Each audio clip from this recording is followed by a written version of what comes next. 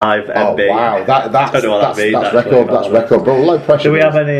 Well, if it's low pressure, if it's high pressure, it's going to be. Yeah, but I don't know what the scale is. I don't know if that's high or low. I don't know what's low. Sort of in the middle, I guess. You don't know, do you? Not a fucking clue, mate. If we have any this week in the weather. Any amateur meteorologists who listen in, get in touch, fill in the gaps for us. I'm certain there's a lot of them, and they're all looking at their podcast devices going, finally the Super League pod lads have got into meteorology. Yeah, but anyway, did you predict the game?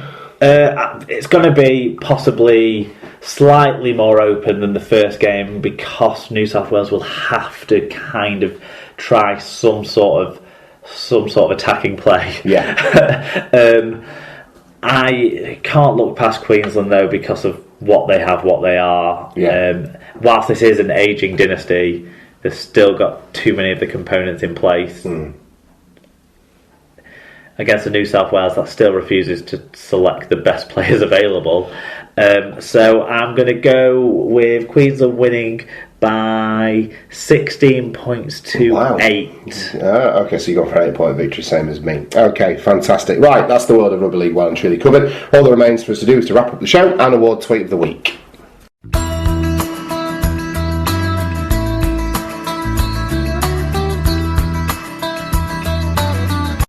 Okay, so that is episode 104 of the Super League pod in the bag. Mark, we have a Tweet of the Week to award. Yes, we briefly touched on it, but it made me laugh. A chap called Jay Green got in touch at jgreen91_J. Mm-hmm. So cool, he named himself twice.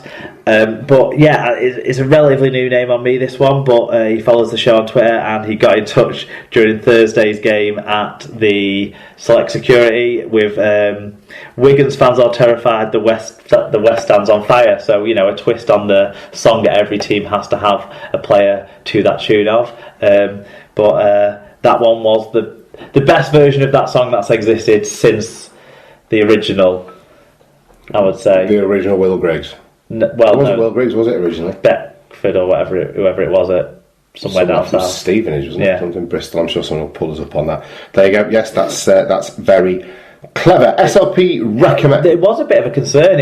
The fire was just kicking off when we got to the stadium, and they were stopping Wigan fans going into one of the areas of the stand from underneath, and we just thought someone was having a laugh and joking. But anyway, we followed the directions we were given, and then looked up, and there actually was a fire. No, you don't have to encourage me to say, mate. I'm from Bradford. I've steered clear of making stadium on fire jokes all the way through this episode.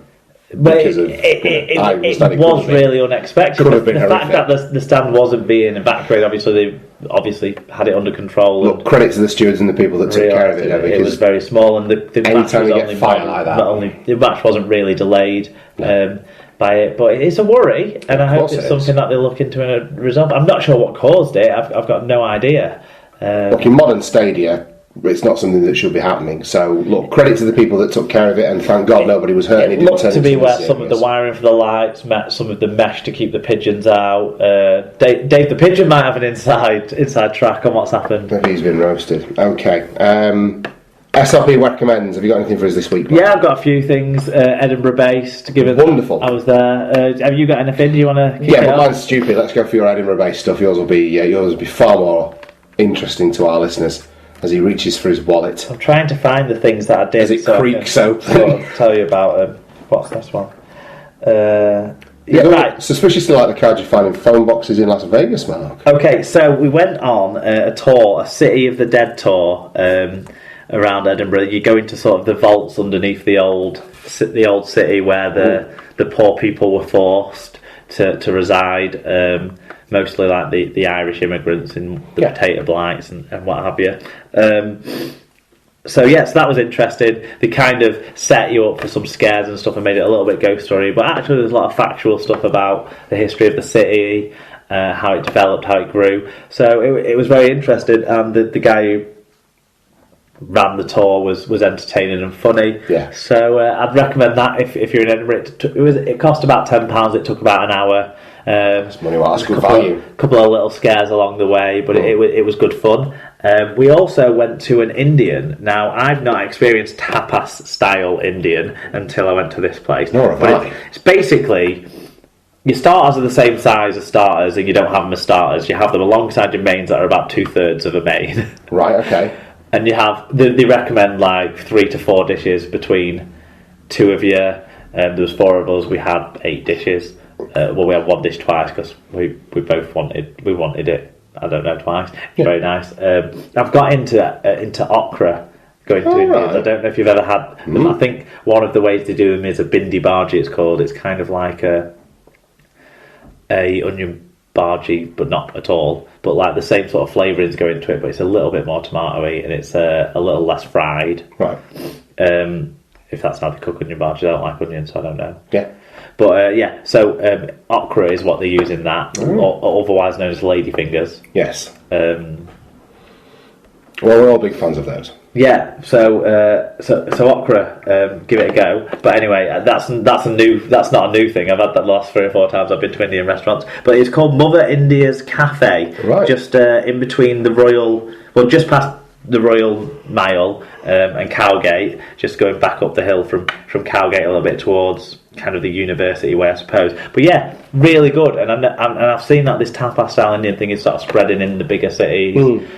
Give it a go because it's a cool way of trying more different dishes. Yeah. And not getting yourself as full necessarily. There you go. Decent value that place was. It was really nice. So if you're in Edinburgh and fancy an Indian, we went. Zimmer's girlfriend is Indian. I should add, and she really liked it, and she was saying when her grandparents are visiting over from India in a month or so, she's actually thinking of taking them there. It was that good, right? Because there was some That's stuff. Always a good. There was some stuff on the menu there that I'd not heard of, right? And she was like, "Whoa, that is just like you would have at home," and I've never had it in an Indian here before. She's lived over here since she was about 15, so about 12 years or so. Fantastic.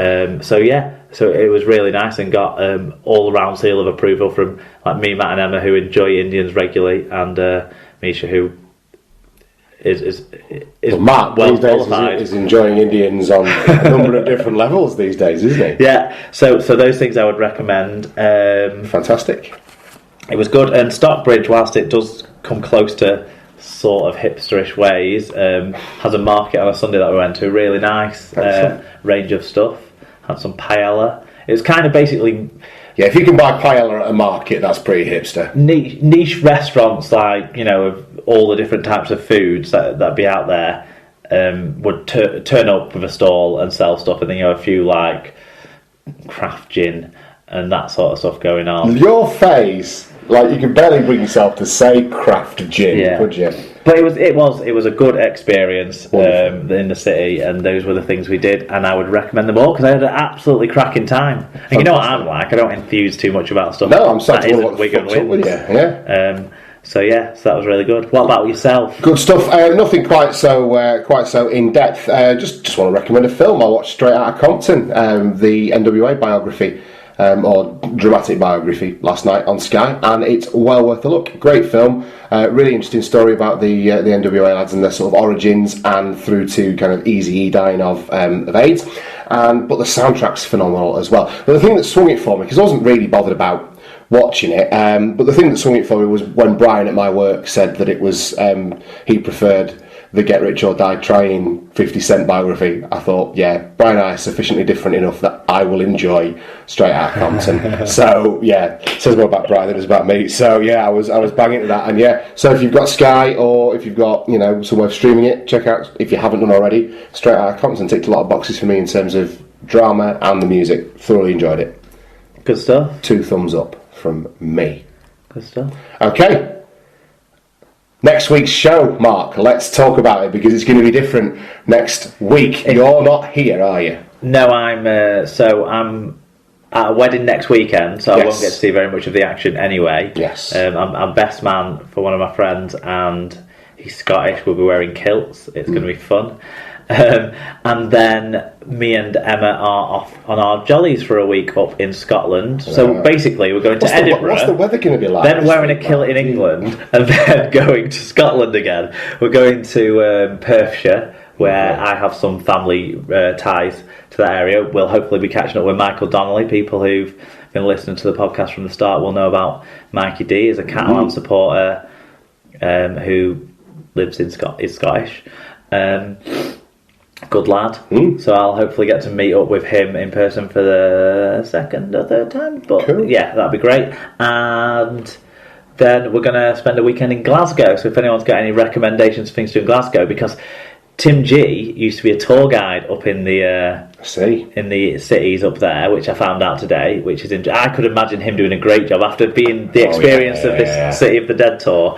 Then Tim telling me that today, I thought that could be Tim doing that. Yeah, I can see that. I can picture it. He'd have to bend down quite a lot walking in the vaults, but maybe not do that specific one. But he's definitely got transferable skills. Definitely, yeah. And so maybe he'll have some recommendations. We're staying at a hotel that Emma wanted to stay there. It sounds a bit too funky for me, but we'll see how that goes and see if it makes the cut when I get back. Staying at a nice hipster hotel. Well, either way, it's either going to be on SLP recommends or you're going to give it a Darryl Powell style rinsing out, aren't you?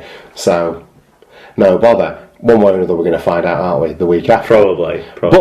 But so in your absence, yes, we're going to have SLP live. Now, as part of what we have on Spreaker, which is an app you're going to need to download, which is where we primarily put the podcast, we get 30 minutes of free live broadcast. So next Monday at 8:30 p.m. British time, I'm going to do a version of the Super League pod broadcast live. So what that will be is basically it's an acoustic version of the Super League pod. Whatever you can come up with in that time. So insofar as the intro music and the breaks between sections and what have you, it really will be more of a conversation. If I can cobble together a way of getting hold of a second iPad, what I might do is have the Twitter feed going next to me, which will work one of two ways, in that someone might tweet the show or no fucker does and I just die out of lack of confidence. But I'll leave it to you just to talk about Ken Garcia coming back to Super League and James Seguiaro signing for absolutely Leeds, and what other stories will break on Tuesday morning. Well, you never know.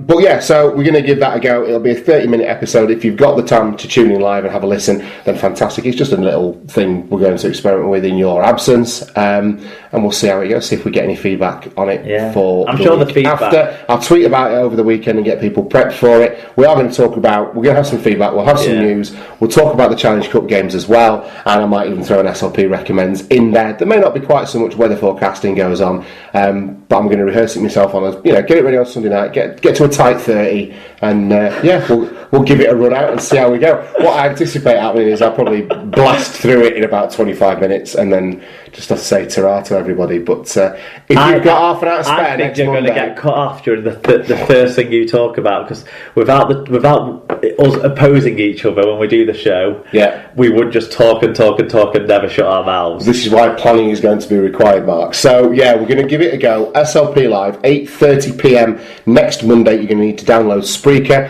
and follow us and find us on that. But you can download that app for both Apple and for Android devices. Yeah, another app you should be downloading whilst you're in your Play Store. I don't know if there's an iTunes. I mentioned it last week, but Leaguecast. It's getting the push now, getting you guys on it. If you want all your Rugby League podcasts in one place, get on it. If you're a Rugby League podcaster and you don't think your podcast is on Leaguecast, get in touch with Stuart Morris or through League Culture on Facebook or Twitter, and I'm sure he will oblige you and add it to the list. Yes. Obliging gents. Yeah. Aren't they? Wonderful. Okay. If you want to get in touch with us this week, there's a number of ways you can do that. We will be using the Google form over the Challenge Cup quarterfinals. What I'm going to do, right, this is what I'm going to do. Go on. If I remember, Tuesday night, I'll set it up. We'll have Origin 2, we'll have the 4 quarterfinals, and I'll put the 6 Super League games for the weekend after that on there already, because I won't probably have the time or the facility where we're staying in Scotland has not got Wi-Fi included in for the bulk of the first week. It's kind of just a me and Emma time and locking that down for a bit. Good. So I won't be able to be updating all that stuff anyway on the hop. So if I put all that together, I'll just tell people that when I get things through, it's timestamped. So if you're going to try and be crafty and funny, I'll just delete it. And Yeah, so then we'll have them ready for the show in 2 weeks' time as well. And obviously, if you're watching a Championship game, a League One game, an NRL game, any other game, if you go down to watch the Eels under-13s against the Invicta Panthers, then you can throw those reviews in. You just select other, put the name of the game